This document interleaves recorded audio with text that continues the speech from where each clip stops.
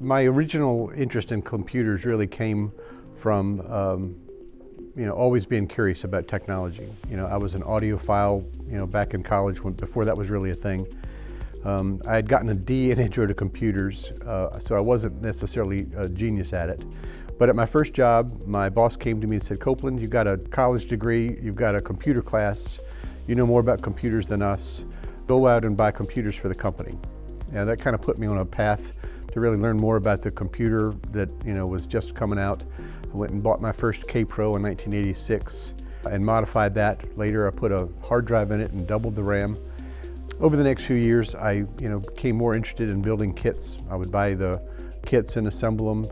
Started out buying them for myself and then selling the built computers to friends and family later on as that went. And eventually I got to the point where I had built a kind of a small friends and family computer brand.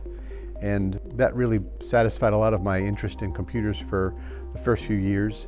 After that, I built the worst website that has ever been produced. It had 1,000 words on the homepage, but it was about Velocity microcomputers, and it was mine. It was a fun thing that was more than a hobby to me. 2002 rolls around, I get an email from an editor at Maximum PC magazine. They ask me, they found this horrible looking website of mine, I should say, and they asked if I'd be interested in submitting a computer for a review. So I said, absolutely. Little did they know I had no industry contacts or sources. So basically I ordered from a couple of wholesalers online. I drove to every Best Buy in Circuit City and all of Richmond to find the best components I could find to build a computer. And at my kitchen table over the weekend, I built a computer system that I thought was going to be pretty badass. Submitted it for review. A couple months later, there was a tagline in the review that really got my attention. It said it was built with the kind of care and craftsmanship the behemoth manufacturers can't offer.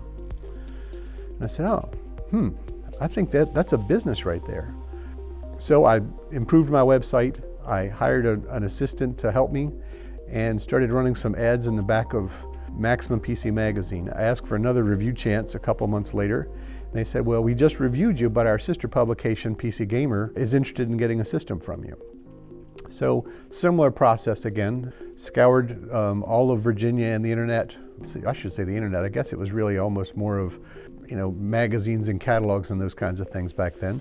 But I built a computer, I sent it to PC Gamer, and lo and behold, I got an Editor's Choice Award. That really changed everything for the company.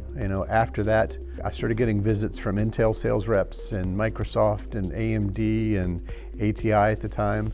And one thing started leading to another. It kind of fueled the company's growth from there on. We had new components, so we were able to get more review opportunities. Once you have a new product, you can get in a review system better.